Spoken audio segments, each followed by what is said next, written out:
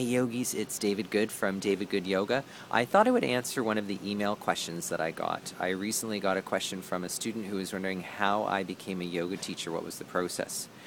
For me, I always knew that at some point I would become a yoga teacher. I didn't know when. I practiced for probably about it's been like an on and off again love fascination for me. So probably the last 20 years or so I've been practicing yoga. I stepped out of it, came back into it, tried other fitness things like running. I ran a half marathon, and then I got back into yoga, and I knew that this was my path.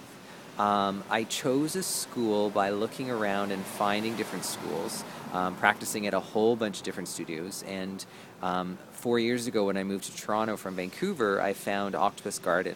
And I knew that that was my school. And how I knew that it was my school was it just kind of felt right. The teaching felt right. The teachers challenged me, but they also created such a great community.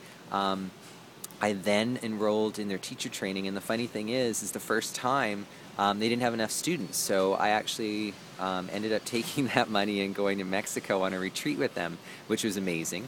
And then the second time the teacher training came up, I was already working at the studio. I was running their energy exchange program, and I thought I might as well go for it this time, and I ran through the 200-hour teacher training into the 300-hour teacher training, and then I also did a an advanced restorative teacher training.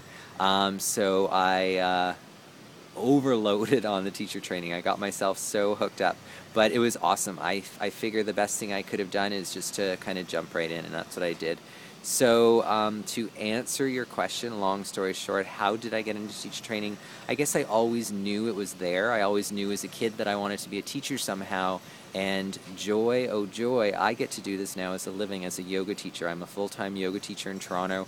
I do make a good living, and I have a lot of freedom. I get to travel around the city. I get to meet a lot of different people, and I get to have communities all over the city, which I think is pretty awesome.